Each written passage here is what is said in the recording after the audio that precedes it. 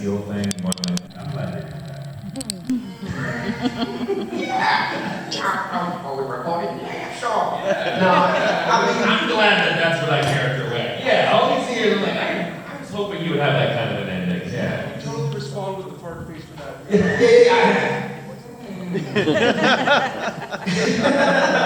Insert fart face here. Subtitle, fart face. Wait a minute. Oh, yeah, I'll jump over to you. My sweetheart. What are a couple of your favorite moments from when you were filming, and a couple moments where you're like looking back, you're like, I can't believe they actually made me do that.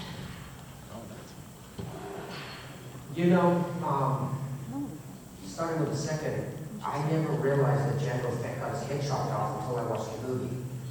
George was like, this is serious, because how do you explain to a 13-year-old, you know, oh, well, this man just comes up and chops off his dad's head, you know?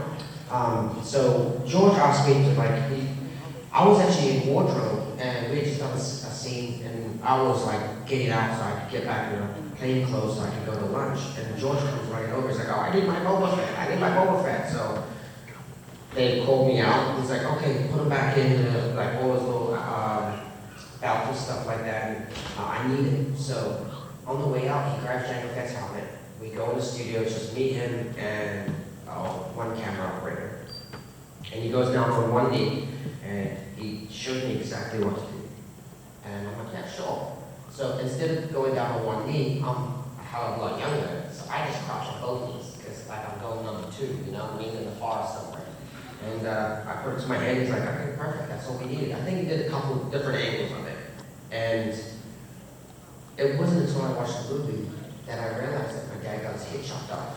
Everybody else at that moment, I'll never forget, it goes, oh! And there was this one voice that went, yes! And people asked me later on why I cheered, and I said, what was going on? The man's got the end of the galaxy!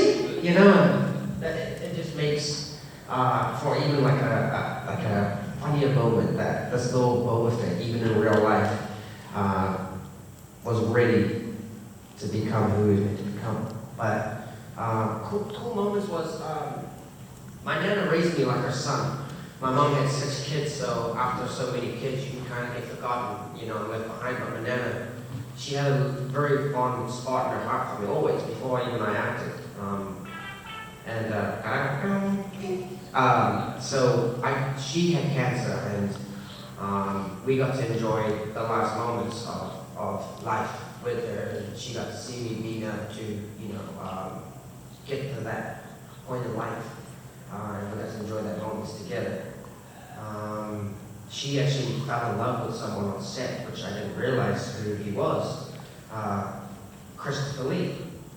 And I had never met him yet, but he was standing on the other side of the studio, this huge, tall man. And I mean, I was tiny at the time. And she started whacking like, son, do you know who that is? And I'm like, I don't know, some old man. And then she's like, no, that's Christopher Lee. You have to take me to go meet him. And I'm like, I haven't even met him myself, but if you're asking, I'll do anything for you. Sure, let's go.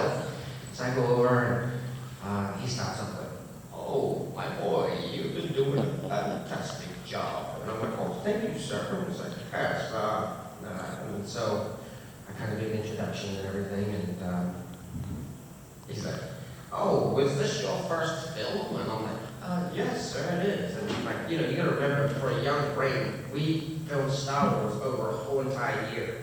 So it took the whole year to film Star Wars, and then another year for them to do editing and special effects and stuff. So I thought every movie that you do takes a year. So he says, this is your first film? And I'm like, yes, sir, this is my biggest film I've done. I said, is this your first film? Right?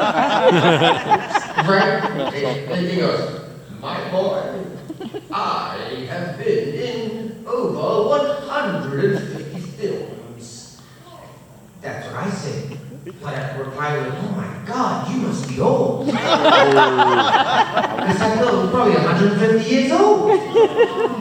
So he looked down at the ground, like all of like 10 feet tall, and I'm like 2 feet short. He just looked down and like, what the hell did you just say? And he didn't say that, but he looked at me with that partner, right? I'm like confused, like.